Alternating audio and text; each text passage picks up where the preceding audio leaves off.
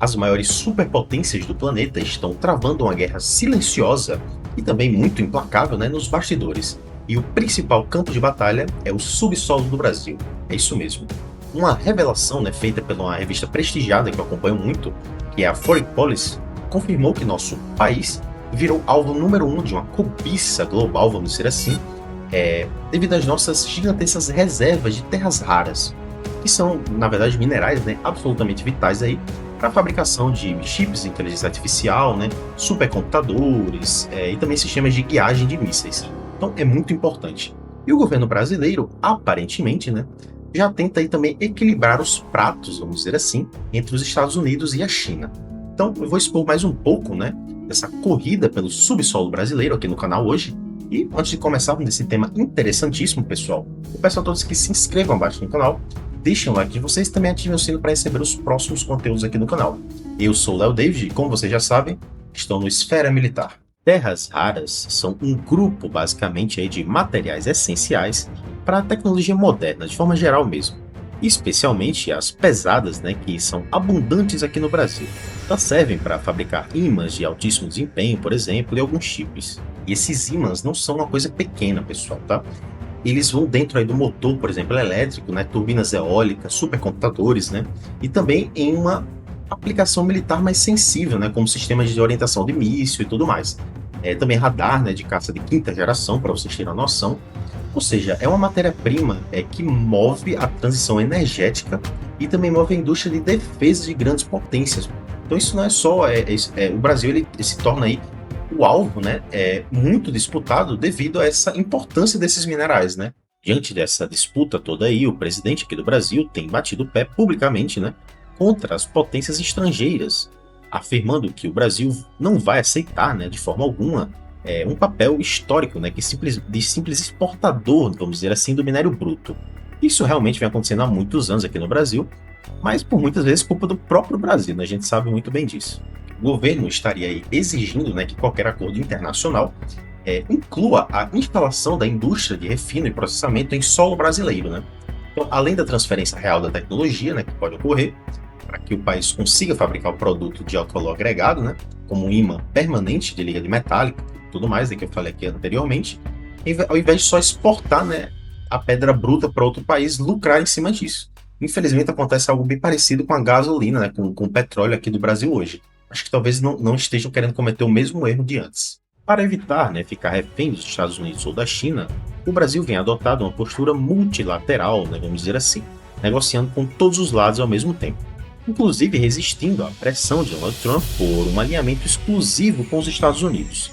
Isso diz muito sobre como o Brasil realmente quer lidar, né, com as coisas nessa área aí de terras raras. Mas sendo bem sincero, dando minha opinião um pouco mais afinco agora aqui, eu acredito, pessoal, que terras raras são a bola da vez, tá? São a bola da vez.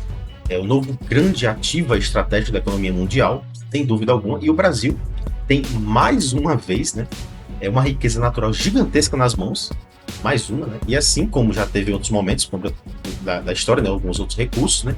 A diferença é que dessa vez, pessoal, o país parece que está tentando negociar de um jeito mais inteligente, né? É o que eu vejo. Exigindo aí uma tecnologia ao invés do Brasil, ao invés do minério bruto e vender o minério bruto, por exemplo, né? E se o Brasil realmente conseguir sustentar essa postura aí, pode ser uma virada histórica aqui no Brasil mesmo, pode mudar tudo mesmo. Mas o risco, claro, né, de desperdiçar essa oportunidade também é real, né, pessoal? Então, e é sobre isso que eu quero falar mais agora, aqui afinco no vídeo. Porque, apesar do potencial colossal, especialistas alertam que o Brasil está despreparado e também corre um risco sério de perder essa janela. Eu já escutei muito aqui nos debates militares e geopolíticos, né, sobre isso. Eu acredito que faz sim um pouco de sentido. Esse primeiro gargalo é praticamente inacreditável, tá? Apenas 30% do território brasileiro possui um mapeamento geológico adequado. Então, assim, a gente nem mapeou direito. Isso significa que o próprio Brasil não sabe, né, com exatidão mesmo, com perfeição, o tamanho real da riqueza que ele tem, para vocês terem noção, que tem debaixo do solo, né? Então, como negociar de igual para igual com potências globais, né, quando você nem sabe direito o valor total do que você está oferecendo? Então, assim, eu acho um descaso muito grande isso, pessoal. Assim, isso a gente já devia minimamente ter mapeado, tá? Outro problema é regulatório. O Brasil ainda não tem um marco legal, né, consolidado para o setor de minerais críticos, né? A gente parece estar um pouco atrasado nisso aí e também não está vendo as coisas como realmente está sendo visto lá fora, né? Não está dando a verdadeira atenção. Enquanto o Congresso, como sempre, na minha opinião, patina aí na votação de projetos sobre o tema e tudo mais, e a política nacional para minérios críticos segue com um atraso enorme, né?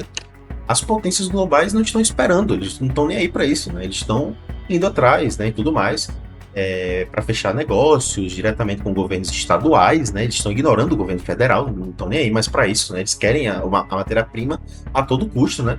Para contornar essa lentidão, né, que está acontecendo.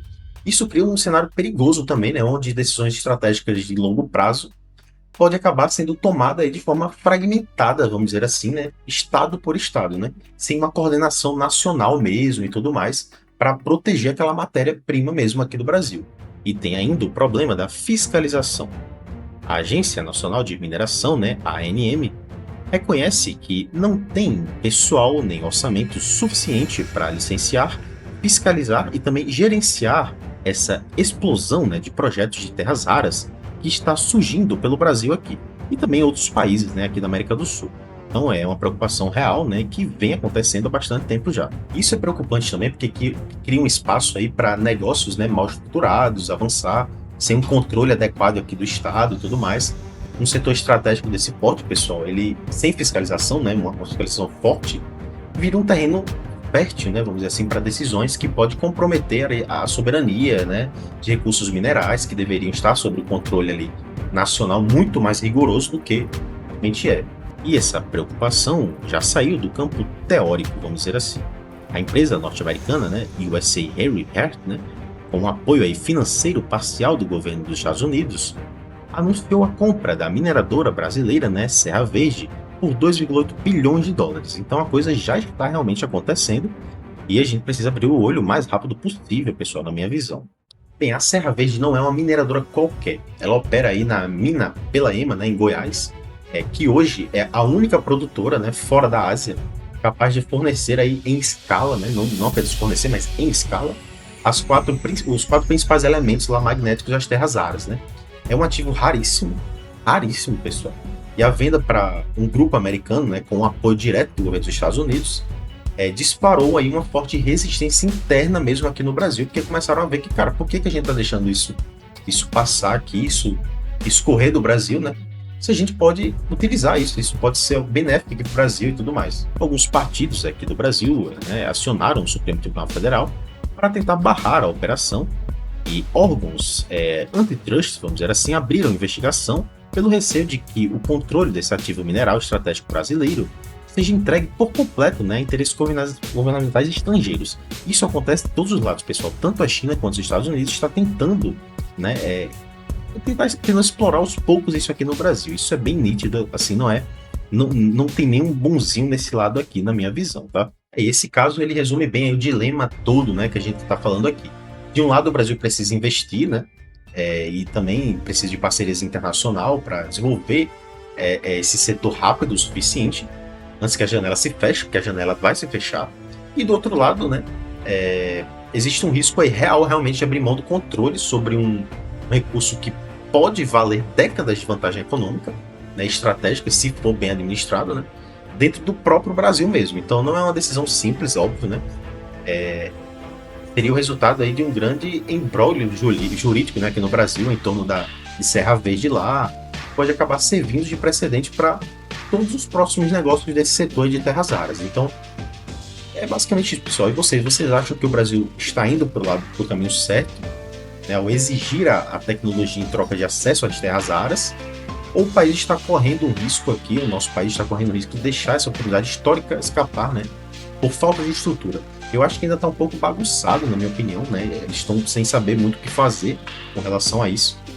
Mas a gente precisa correr atrás logo, tá? Porque os países não vão esperar. Os Estados Unidos, a China, eles não vão esperar. Eles querem as terras raras para ontem. E se passar a oportunidade, a gente vai perder. A gente simplesmente vai perder. Então é isso, pessoal. Se vocês gostaram do vídeo, por favor, deixem um like aqui abaixo. Se não se inscreveram ainda, né? Por favor, se inscreva abaixo do canal, se for novo aqui no canal. Seja bem-vindo. Então, é isso, pessoal. Até o próximo vídeo.